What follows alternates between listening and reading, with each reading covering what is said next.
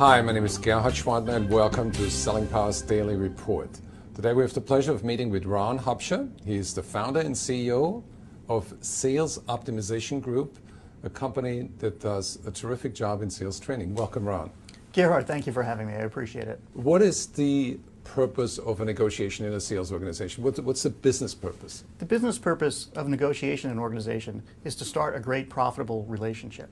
And it's also to increase and expand that relationship with the prospect and the customer. And it's important for several reasons. From an economic level, many companies, and especially public companies, have a 10 to 12% net income as measured as a percentage of sales. And if you're able to negotiate effectively, you're able to reduce your discounting. And those companies who often have 10 to 12% net incomes are giving away 10, 20, 30%. That only addresses the discounting issue. When you actually negotiate more effectively, and what a lot of people don't realize is, not only do you reduce your discounting, but you actually increase your close rates. So you get a phenomenal uptick in your market valuation and your net income.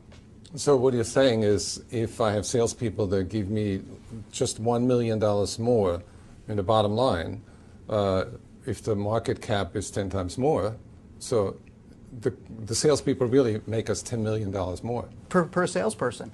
And we actually have a real interesting case study. We do work with a company called Dunn Paper. They're a small paper company. They compete against international paper. The whole market's growing at 0 to 2%. And when you factor in inflation, it's really a zero growth market. By putting negotiation best practices into their sales force, they were able to grow sales 22% last year versus the industry average of 0 to 2%. Not only that, they were an 82-year-old company. In the course of their whole 82 years, they had 160 clients. They were able to add 65 more clients, or a full 40% increase in their client base. And they were just recapitalized at a significantly higher market valuation. So negotiation should be really part of a corporate strategy to improve operational results. Absolutely, and there's two parts to it. There's a strategic part and a tactical part, and both have to be put in place. And how does the tactical part work? Well, it's really interesting. There's only two things you need to do to negotiate well. One is you have to put a superior sales effort in, okay? And during that superior sales effort, you firmly establish that you're the buyer's number one choice. And then the second part is that you have to execute a negotiation plan. And it's very simple to do. To me, it's really interesting. A lot of sales organizations are actually fairly strong. They do a great sales effort. What happens is they have no negotiation plan and strategy, and it falls apart there, and they're forced to discount to get the deal in, when in fact they should be commanding price premiums. So normally negotiations center around price. Mm-hmm. How do you shift away the focus from price? So the first is confirm you're the buyer's number one choice. If you're not the buyer's number one choice, don't even begin to negotiate. They're only using you to beat down the real winner. And you want to confirm that. And you want to understand why you're the number one choice. You also want to have a quantifiable payback, ROI, or monthly value that you're creating for the company.